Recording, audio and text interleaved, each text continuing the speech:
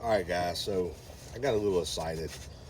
I didn't really start y'all from the beginning, but the customer called. The vehicle had been sitting for, I don't know, 4 days and it won't start. So we went through, we checked all our relays and everything, test the battery, all that good stuff. We found out it's a starter. So what we're going to be doing today is we're going to go ahead this afternoon because I had to order the starter for it to come in. This is a 2012 Ford Edge, by the way. We're going to be taking the starter out. We're going to take it with us, and I'm going to pick it up first thing in the morning when it comes in, and then I'm going to come back and we're going to get it thrown in there and we're going to get her going. So let's get started. The first thing we're going to do is we're going to get rid of our air box, okay? Believe it or not, the starter is actually on top of the motor. So we do want to disconnect our air box to get it out of the way.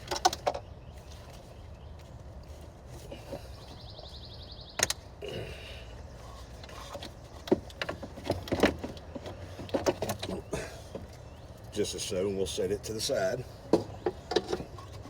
Now, as you can tell, it's not the easiest thing to get out. We are going to lose a little bit of water and stuff getting this out of here due to, all right, bring it in close. If you look down in here, the starter is underneath these two hoses down there on top of the transmission. So they're going to have to be disconnected to get this thing up out of here. So we're going to try to make it where we don't lose as much water as possible. All right, put y'all right back here. There we go. The camera don't want to work with me sometimes. So, good thing is the vehicle hasn't been running, so there is no pressure on the line, so that is good. That'll help us out a lot.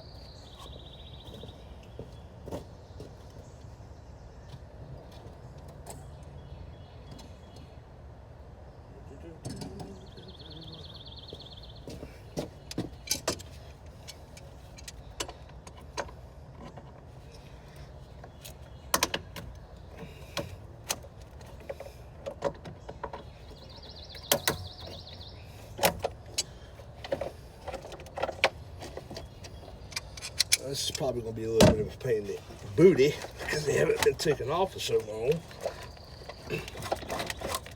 So we're going to have to work them.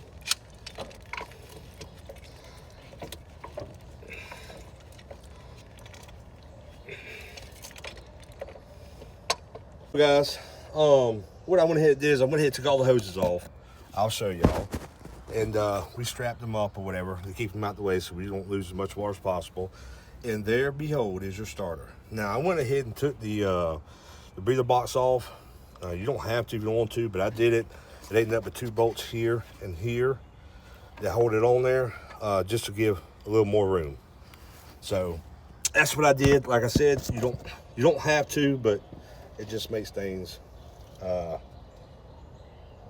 lot easier to get to. All right, guys, so we got the starter out.